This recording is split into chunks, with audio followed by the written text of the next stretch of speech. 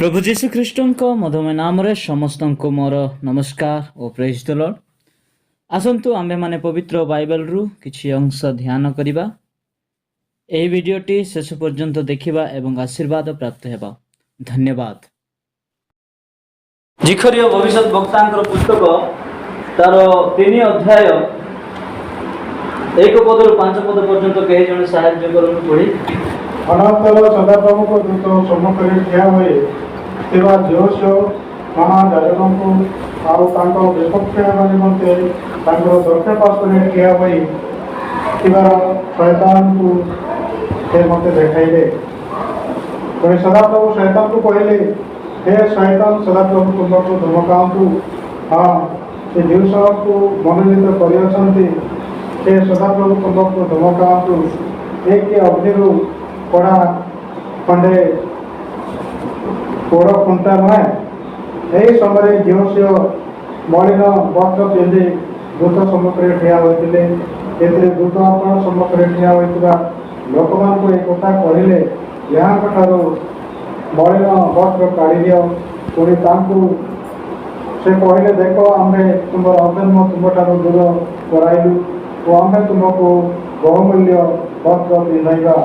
ସେତେବେଳେ ମୁଁ କହିଲି, ଲୋକମାନେ ଏହାର ମସ୍ତକରେ ସୁନ୍ଦର ପାଗ ଦିଅନ୍ତୁ। କହିଲେ ସେମାନେ ତାଙ୍କୁ ମସ୍ତକରେ ସୁନ୍ଦର ପାଗ ଦେଲେ ଓ ତାଙ୍କୁ ବସ୍ତ୍ର ପିନ୍ଧାଇଲେ। ପୁଣି ନିକଟରେ ସଦାପ୍ରଭୁଙ୍କ ଦୂତ ଠିଆ ହୋଇଥିଲେ। ଧନ୍ୟବାଦ ଆଜ୍ଞା।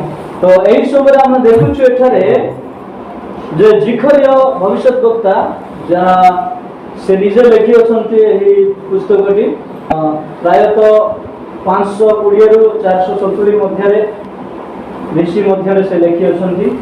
ଏଠାରେ ଆମେ ଦେଖୁଛୁ ସେ ଅନେକ ଦର୍ଶନ ଗୁଡ଼ାକ ଦେଖି ଅଛନ୍ତି। ଅନେକ ଦର୍ଶନ ମାନଙ୍କ ମଧ୍ୟରୁ ଏହା ଗୋଟିଏ ଦର୍ଶନ ଯାହାକି ସେ ଏହି ପୁସ୍ତକରେ ଲେଖିକି ତାଙ୍କ ଲୋକମାନଙ୍କୁ ଜଣାଉଛନ୍ତି। ତ ଆମେ ଦେଖିବା 1 ପଦରୁ 5 ପଦ ପର୍ଯ୍ୟନ୍ତ ଆମେ ପାଠ କଲୁ। ତ ଏଠାରେ 4ଟି ଲୋକକୁ ଆମେ ଦେଖିବାକୁ ପାଉଛୁ, 4ଟି କ୍ୟାରେକ୍ଟର ଆମେ ଦେଖିବାକୁ ପାଉଛୁ। ଫାର୍ଷ୍ଟ ହେଉଛି ଶୟତାନ। ଶୟତାନ ଆମେ ଯଦି ଦେଖିବା, ଶୟତାନ କିଏ? ଆମମାନଙ୍କର ଅଭିଯୋଗକାରୀ। କ'ଣରେ?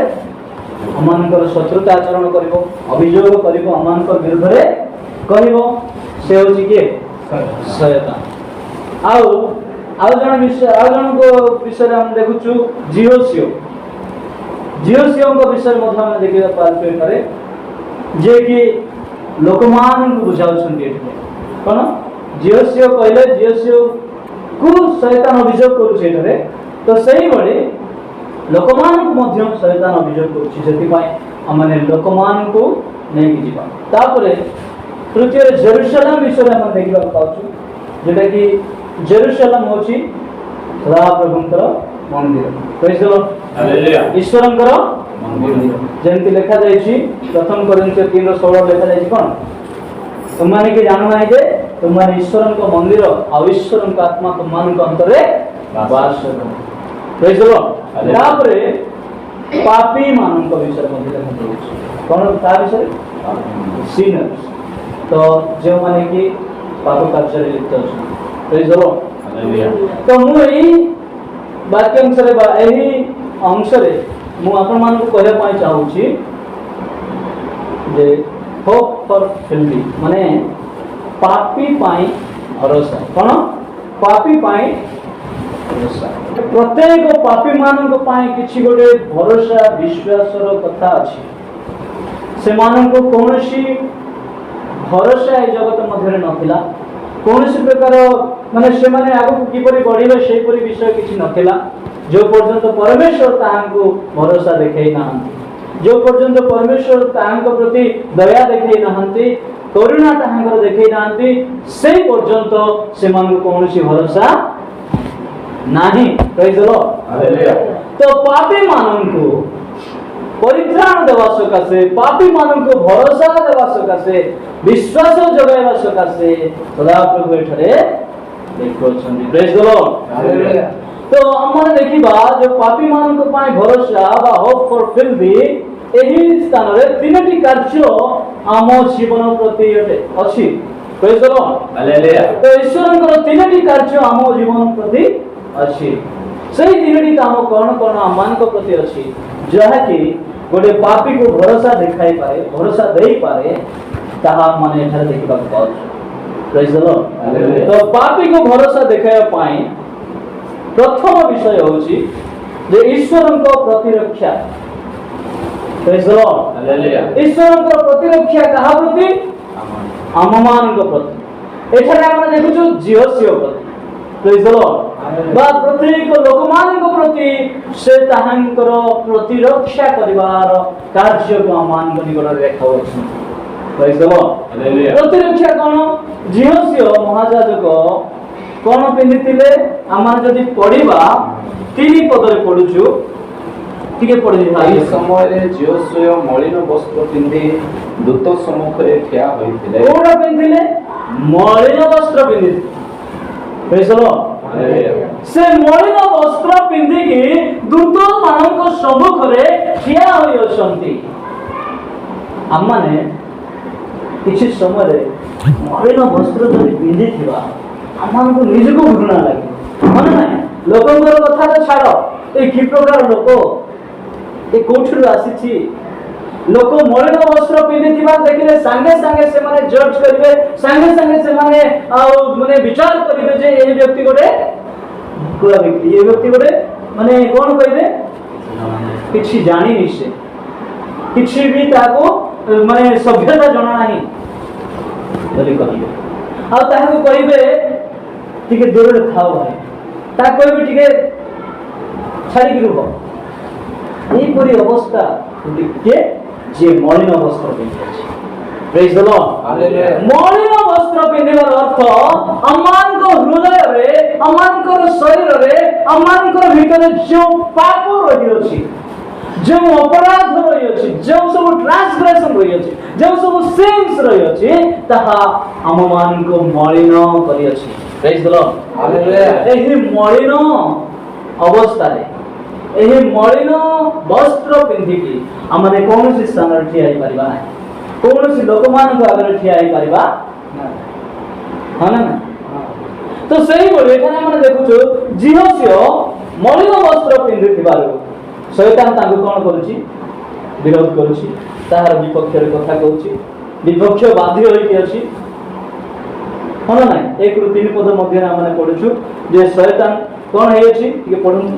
अनंतर हाँ 1 ରୁ 3 से अनंतर सदाप्रभुଙ୍କ ଦୂତ ସମ୍ମୁଖରେ ଠିଆ ହୋଇଥିବା ଝିଅସ୍ୱୟ ମହାରାଜଙ୍କୁ ଆଉ ତାଙ୍କ ବିପକ୍ଷ ହେବା ନିମନ୍ତେ ତାଙ୍କ ଦକ୍ଷିଣ ପାର୍ଶ୍ୱରେ ଠିଆ ହୋଇଥିବା ଝିଅସ୍ୱୟ ମହାରାଜକ କୋଉଠି ଠିଆ ହେଇଛନ୍ତି ସଦାପ୍ରଭୁଙ୍କର ଦୂତମାନଙ୍କ ସମ୍ମୁଖରେ ଠିଆ ହେଇଛନ୍ତି ଆଉ ଶୟତାନ ତାହାଙ୍କ ବିପକ୍ଷବାଦୀ ହୋଇକି ଠିଆ ହେଇଛି କ'ଣ ହେଇକି ତାହାଙ୍କର ଦକ୍ଷିଣ ପାର୍ଶ୍ୱରେ ଠିଆ ହୋଇଥିବାର ଶୈତାନକୁ ସେ ମତେ ଦେଖାଇଲେ ତ ଆମେ ଦେଖୁଛୁ କ'ଣ ଯେ ଝିଅସ୍ୱୟ ସ୍ୱର୍ଗୀୟ ଦୂତମାନଙ୍କ ସହିତ ସଦାପ୍ରଭୁଙ୍କର ଦୂତମାନଙ୍କର ଆଗରେ ସେ ମଳିନ ବସ୍ତ୍ର ପିନ୍ଧିକି ଠିଆ ହେଇଛନ୍ତି ଆଉ ସେ ଠିଆ ହେଇଥିବା ସମୟରେ ଶୈତାନ ମଧ୍ୟ ତାହାଙ୍କର ପାଖରେ ଠିଆ ହେଇଛି କ'ଣ ପାଇଁ ଠିଆ ହେଇଛି ଶୈତାନ ମୁଁ ପ୍ରଥମେ କହିଲି ଶୈତାନ ଗୋଟେ ଅଭିଯୋଗକାରୀ ହଁ ନା ନାହିଁ ଶୈତାନ କ'ଣ ପାଇଁ ଠିଆ ହେଇଛି ଯେ ତାହା ବିରୁଦ୍ଧରେ କରିବା ତାର ଅଭିଯୋଗ କରିବା ପାଇଁ କମ୍ପ୍ଲେନ୍ କରିବା ପାଇଁ କେହି ଯଦି ମାନେ କିଛି ମିସଚିଫ୍ କରୁଛି କମ୍ପ୍ଲେନ୍ କିଏ କରିବେ ଅଭିଯୋଗକାରୀ ସ୍କୁଲରେ କଲେଜରେ ଆମମାନଙ୍କର ଅଛି ସାଙ୍ଗମାନେ ଯିଏକି ଆମମାନଙ୍କର ପାଖରେ ଥିବ ଇଏ ଏକା ବୋଲି କହିବେ ଇଏ ଏମିତି କରୁଛି ଆଜ୍ଞା ବୋଲି କହିଲେ ତ ସେଥିପାଇଁ ଅଭିଯୋଗକାରୀ ପାଖରୁ ଟିକେ ସାବଧାନ ହେଇକି ରହିବାର ଅଛି ନା ନାହିଁ ଜଗତରେ ଆମମାନଙ୍କୁ ଅନେକ ଲୋକ ଦେଖୁଛନ୍ତି ଆମମାନଙ୍କ ବିରୁଦ୍ଧରେ ଅଭିଯୋଗ କରିବା ପାଇଁ ଅଛନ୍ତି ଅନେକ ଲୋକ ଆମମାନଙ୍କୁ ଆଙ୍ଗୁଠି ଉଠେଇକି କହିବା ପାଇଁ ମଧ୍ୟ ଅଛନ୍ତି ତ ଆମମାନେ ଜାଗ୍ରତ ରହିବାକୁ ପଡ଼ିବ ତ ଝିଅଝିଅ କୋଉଠି ଅଭିଯୋଗକାରୀ ପାଖରେ ହିଁ ଅଛି ତ ସେ ଦେଖନ୍ତୁ ତାପରେ କ'ଣ ହେଇଛି ପୁଣି ସଦାପ୍ରଭୁ ଶୈତାନଙ୍କୁ କହିଲେ ହଁ ହେ ଶୈତାନ ସଦାପ୍ରଭୁ ଧମକାନ୍ତୁ ସଦାପ୍ରଭୁ ଶୈତାନ କହିଲେ ହେ ଶୈତାନ ସଦାପ୍ରଭୁ ତୁମକୁ ଧମକାନ୍ତୁ ତ ଆମେ ଦେଖୁଛୁ ଯେତେବେଳେ ସଦାପ୍ରଭୁ ଝିଅଝିଅକୁ କହିବା ଛାଡ଼ି ଶୈତାନକୁ ଧମକାଉଛନ୍ତି କାହାକୁ ଧମକାଉଛନ୍ତି ଝିଅ ସିଂହକୁ ସିନା କହିବା କଥା ତୁ ମଳିନ ବସ୍ତ୍ର ପିନ୍ଧିକି ଆସିଛୁ, ହଁ ତୁ କଣ ହେଇଛୁ ମଳିନ ବସ୍ତ୍ର ପିନ୍ଧିକି ଆସିଛୁ, ଏଠି ଠିଆ ହେବାର ତୋର ଯୋଗ୍ୟତା ନାହିଁ, ତୁ ପଳେଇ ଯିବା କଥା ବୋଲିକି କାହା କହିବା କଥା? ଝିଅ ସିଂହ କହିବା। କିନ୍ତୁ କାହା କହୁଛନ୍ତି? ସଦାପ୍ରଭୁ। ସଦାପ୍ରଭୁ ତୁମକୁ ଧମକାନ୍ତ ବୋଲି କହୁଛି। ତାର ଅର୍ଥ ଆମମାନଙ୍କର ସପକ୍ଷେ କିଏ? ସଦାପ୍ରଭୁ। କହିଲେ ପ୍ରତ୍ୟେକ ଲୋକମାନଙ୍କୁ ବୁଝାଏ, ପ୍ରତ୍ୟେକ ପାପୀଙ୍କୁ ବୁଝାଏ, ପ୍ରତ୍ୟେକ ଜଗତର ଲୋକମାନଙ୍କୁ ବୁଝାଏ। ତାର ଅର୍ଥ ଝିଅ ସିଂହକୁ ସେ କିଛି ନ କହିକି କାହାକୁ ଧମକଉଛନ୍ତି? ଶୟତାନ।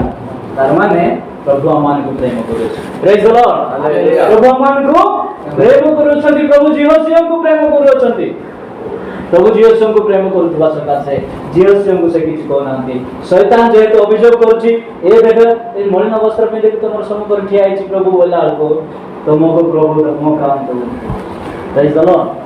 ଧମକ ଦଉଛନ୍ତି, ଯେମିତି ଦୂର ହ ଶୈତାନ କଲା ପ୍ରେଜ୍ ଦ ଲର୍ଡ। ତ ସଦାପ୍ରଭୁ ଆମମାନଙ୍କର ସପକ୍ଷ ଅଛନ୍ତି। ଆମମାନଙ୍କର ବିପକ୍ଷ ଶୈତାନ ହେଲେ ସୁଦ୍ଧା ସଦାପ୍ରଭୁ ଆମମାନଙ୍କର ସପକ୍ଷ। ସେଥିପାଇଁ ପାଉଲ କହନ୍ତି ସଦାପ୍ରଭୁ ଯେତେବେଳେ ମୋର ସପକ୍ଷ ମୋର ବିପକ୍ଷ କିଏ ହୋଇପାରେ? ପ୍ରେଜ୍ ଦ ଲର୍ଡ। ସଦାପ୍ରଭୁ ଆମମାନଙ୍କର ସପକ୍ଷ ବାଦୀ ହୋଇଅଛନ୍ତି। ତ ଅଭିଯୋଗକାରୀ ଆମମାନଙ୍କର ଯେତେ ଅଭିଯୋଗ କଲେ ମଧ୍ୟ ପ୍ରଭୁ ଆମମାନଙ୍କୁ ପ୍ରେମ କରୁଛନ୍ତି। ଆମମାନଙ୍କୁ କ'ଣ କରିବେ? ଆମମାନଙ୍କର ସହବର୍ତ୍ତୀ ହେଇଥିବେ, ସପକ୍ଷ ହେଇକି ରହିବେ। ସଦାପ୍ରଭୁ ଝିଅ ସିଂହକୁ କହିବା ଛାଡ଼ି ଶୈତାନଙ୍କୁ ଧମକ ଦେଇ କହୁଛନ୍ତି। କ'ଣ କହୁଛନ୍ତି ଟିକେ ପଢ଼ିବା।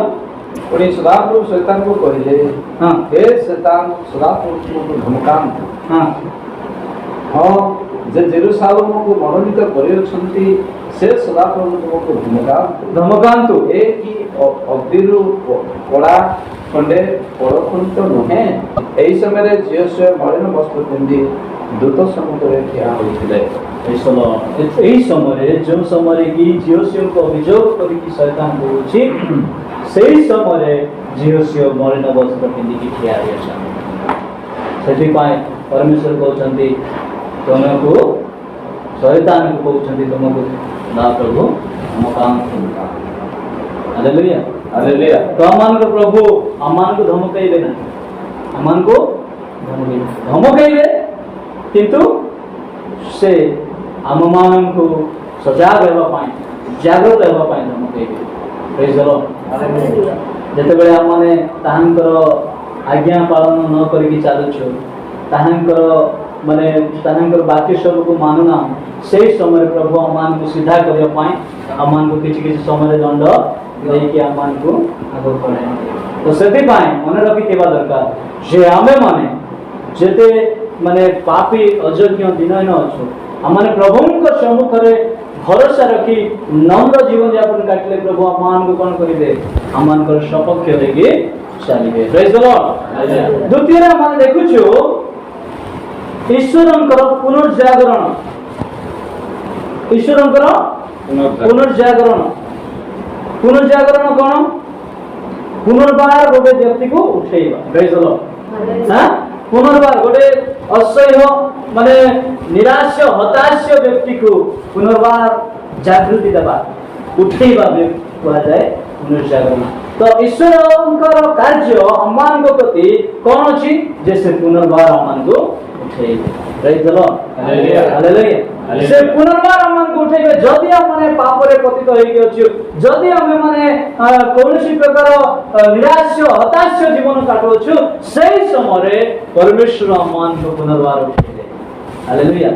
ସେଦିନ ଆମେ ଦେଖୁଛୁ ଯେ ବିଧବା ସ୍ତ୍ରୀ ଲୋକ ବିଷୟରେ, ଯାହାର କି ଅଳ୍ପ କିଛି ମଇଦା ଆଉ ଅଳ୍ପ ତୈଳ ଥିଲା, ସେ ଖାଇକି ମରବା ଅବସ୍ଥାକୁ ଆସିଥିଲା।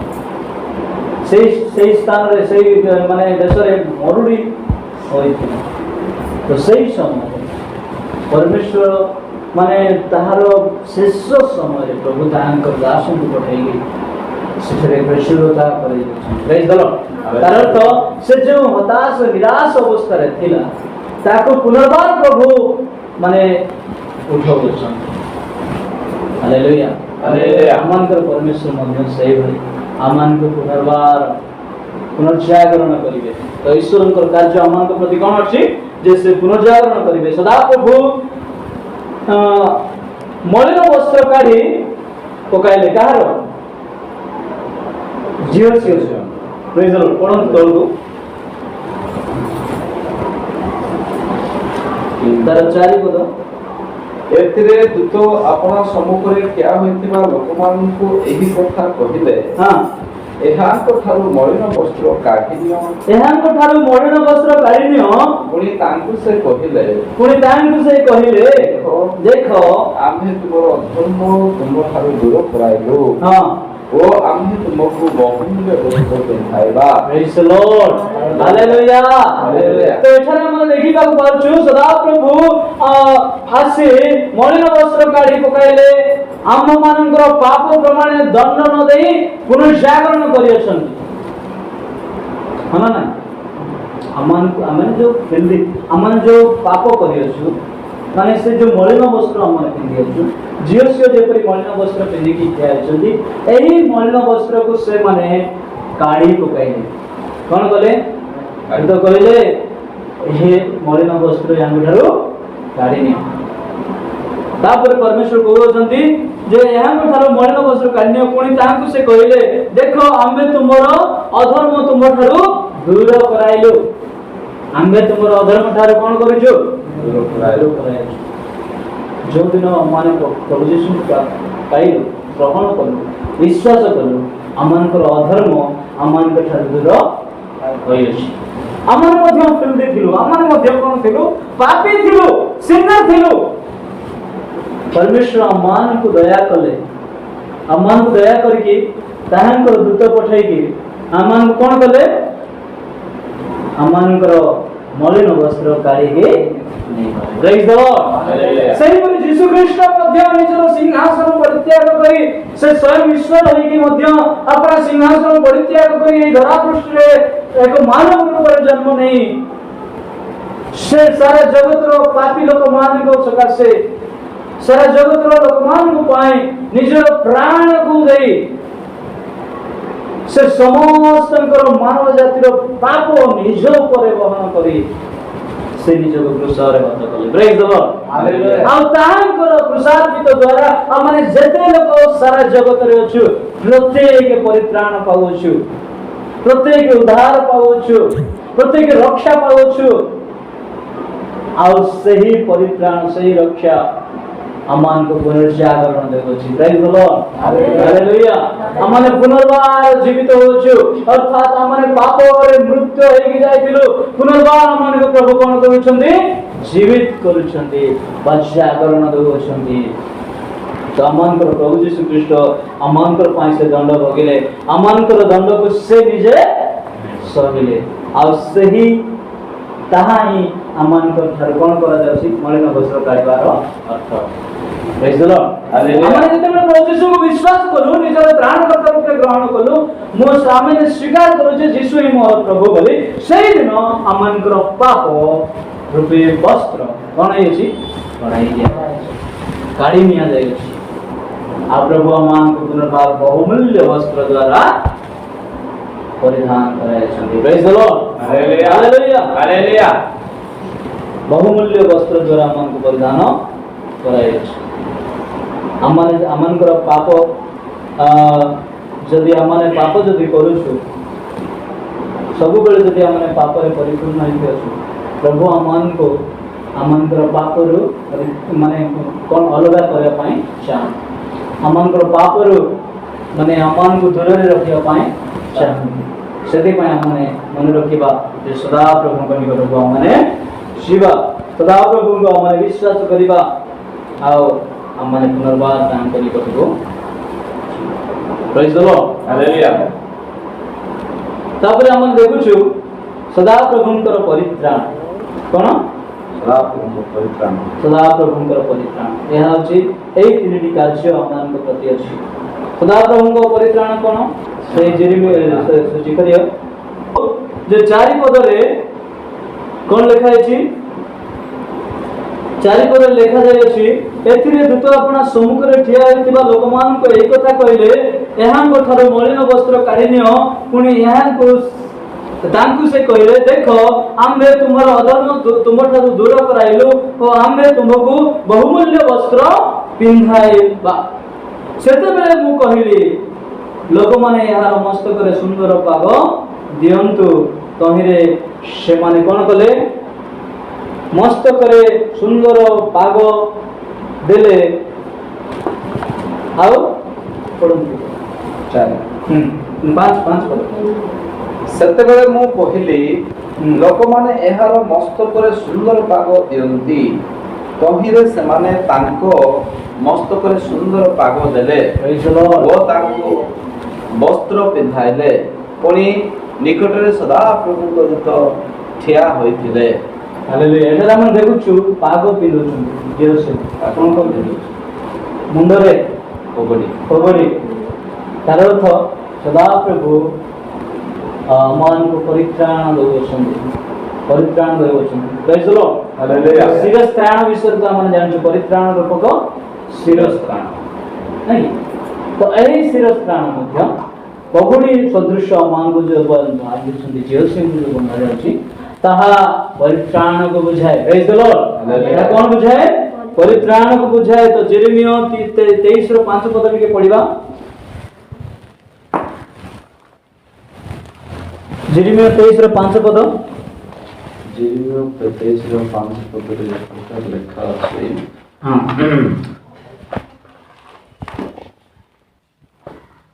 ଏହି ସମ୍ବାଦ ମିଶରରେ ଉପସ୍ଥିତ ହେଲେ ଲୋକମାନେ ସ୍ୱର ବିଷୟକ ସମ୍ବାଦରେ ଅତ୍ୟନ୍ତ ବ୍ୟତୀତ ହେବେ।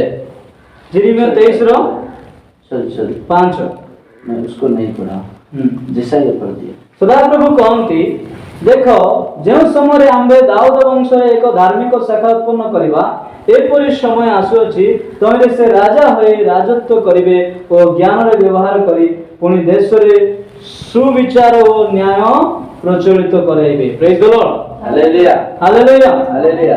तो एठारे कोन लिखा अछि जे न्याय प्रचलित कराइबे ता तळको लिखा अछि तांको समय रे जीवदा परित्राण पाइबो कोन पाइबो परित्राण परित्राण पाइबो इस्राएल बास करिबो निरापदरे बास करिबो सदाप्रभु आमानकर धर्म एही नामरे से विख्यात हेबे। Praise the lord hallelujah hallelujah hallelujah. हमर को सदाप्रभु परमेश्वर परित्राण देवार परमेश्वर अटंती सेति पाए जिहुदा को कहउचंती जिहुदा परित्राण पाइबो तांको समय रे जिहुदा कोन पाइबो परित्राण पाइबो।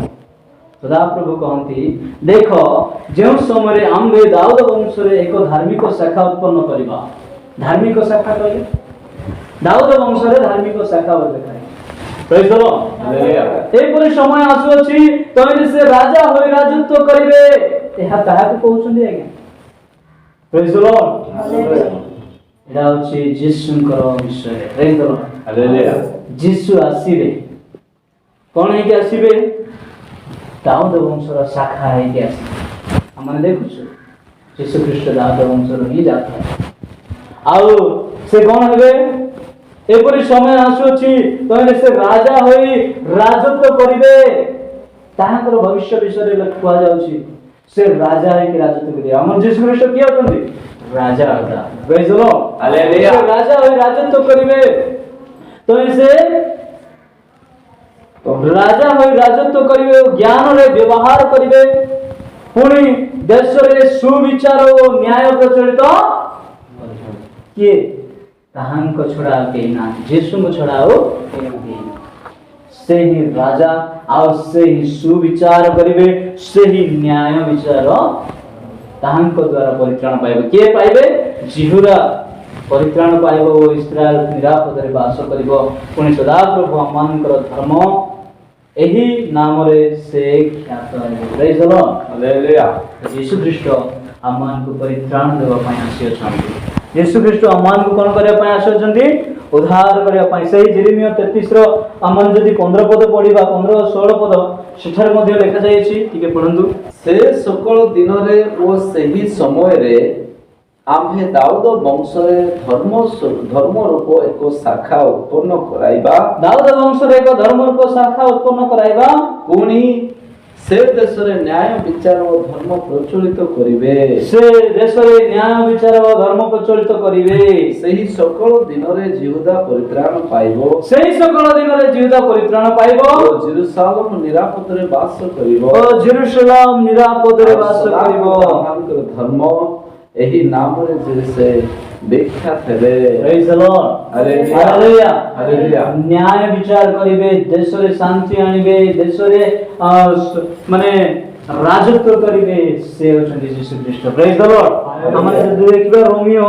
3 अध्याय रो 26 पद रे एक लिखा जायछि पुणी वर्तमान काल रे अपना धार्मिकता प्रकाश करबा निमंते से यहा कहउछंती जेपरि से स्वयं धार्मिक ओ यीशुଙ୍କ ठारे विश्वासी को धार्मिक गणनाकारी बोली प्रकाशित होन प्रेज द लॉर्ड जे माने यीशुଙ୍କ निकट धार्मिक माने विश्वास करंती से माने धार्मिकता बोली प्रकाशित होन प्रेज द लॉर्ड हालेलुया हम परित्राण पाइछु कहा द्वारा परित्राण पाउछु प्रभु यीशुଙ୍କ द्वारा प्रेज द लॉर्ड हालेलुया समस्त मलिन वस्त्र पिंधि अछंती किंतु यीशु ताहा काढी नूतन वस्त्र परिधान करायछन नूतन वस्त्र से देय अछंती प्रभु यीशु ख्रीष्ट अमान को कोन करछंती नूतन वस्त्र परिधान करायछन अमान जदि नूतन वस्त्र परिधान करबा ताहले अमानकर पाप रूपक वस्त्र अमान ठारू चली जीवो प्रेज द लॉर्ड हालेलुया अमाने सब समस्त धार्मिक गणा शिवा जेपरि लेखा अछि धार्मिक केही नाइ जणे सुधा नाइ जगत मध्य कौन लोक धार्मिक नुह किंतु जदि हमने प्रभु यीशु को विश्वास करूछु प्रभु यीशु को हमने त्राणकर्ता रूप रे ग्रहण करूछु सेही समय हमने विश्वास रे धार्मिकता गणा जीवा बोली बाइबल कहछि तो से माने मध्य आशीर्वाद पाइबे जे माने ताहांकर धार्मिकता जीवन यापन तो सेति पाई आमे देखिबा पाइलो আজি जे होप फॉर फिल्दी जोटा के पापे पाए भरोसा रे अमनक प्रति ईश्वरंकर माने कार्य कोन सब हमने देखिबा पाइलो ईश्वरंकर माने प्रतिरक्षा अमनक प्रति अछि से अमनक पाए सब बेले अमनक रक्षा करिया पाए अमनकर सपक्ष है कि क्या पाए से अमनक संगरे अछंती प्रेज द लॉर्ड अमनक अभियोग करिवा शैतान अमनक संगरे थिले मध्य अमनकर पाखरे थिले मध्य प्रभु अमनकर सहवर्ती अछंती माने कोनसी विपक्षवादी को कोनसी माने अभियोगकारी को माने भय करिके आगु बढ़िबा नाही माने केवल प्रभु को भय करबा से अमनकर सहवर्ती होइके अछंती तापर द्वितीय हम देखलो ईश्वर को पुनर्जागरण जहा कि से अमानकर वस्त्र को अमानकर मलिन वस्त्र को से काढ़ी के नहीं जाउछंती आ नूतन वस्त्र रे अमान को भूषित कराउछंती तापरे शेषरे हम देखिबा पाउछु सदा प्रभु अमानकर परित्राण स्वरूप परमेश्वर रहନ୍ତି से अमान को परित्राण दियंती ताहांकर द्वारा अमान को परित्राण आसी अछि प्रेज द लॉर्ड उद्धार पाइछु माने एही तीनटी विषय अनुसार हम देखिबा पाउछु हमने जते फिल्दी था कहीं जते प्रकार पाप रे हमने पतित थिले मध्य हमने यदि प्रभु को भरोसा करबा प्रभु को ठारे विश्वास करबा प्रभु अमान को सही पाप रूप वस्त्र को काढ़ी नूतन वस्त्र रे परिहित करैते प्रेज द लॉर्ड हमने समस्त एथर परमेश्वर को ठारे भरोसा रखि आगु बढ़िबा परमेश्वर को ठारे विश्वास करबा यीशु को ठारे विश्वास करबा तद्वारा हमने परित्राण पाइबा से दिन जिहोसियों को मध्य कहले तुम मान को ठारे बे कोन करा जाय अछि वस्त्र काढ़ी के निया जाय अछि आ तुमको नूतन वस्त्र परिहित कराय अछि सेम सो अनुसार तुमे बे चाले को पड़िबो जेपरि तुम मान को ठारो पाप चली जाय अछि एबे पवित्रता रे पवित्र जीवन यापन करती आगु को बढ़िबा पय परमेश्वर मान को आज्ञा दिया सेति पाए माने सब बेले प्रभुंकर चरण तले आ ताहांकर निकट रे पवित्रता जीवन यापन करबा धार्मिकता जीवन यापन करबा तारे सदा प्रभु हमन को प्रति हमन को आशीर्वाद करिवे प्रेज द लॉर्ड हालेलुया हमन को पाप को हमन को एही सांसारिक मोह माया जंजाल को हमारे परित्याग करी प्रभुंकर वस्त्र परिधान करबा आ प्रभुंकर निकट माने विश्वास करी आगु बढ़िबा तांटे प्रभु मान को प्रचुर भाव आशीर्वाद करिवे आमेन एक छोट वाक्य द्वारा प्रभु अपन मान को आशीर्वाद करते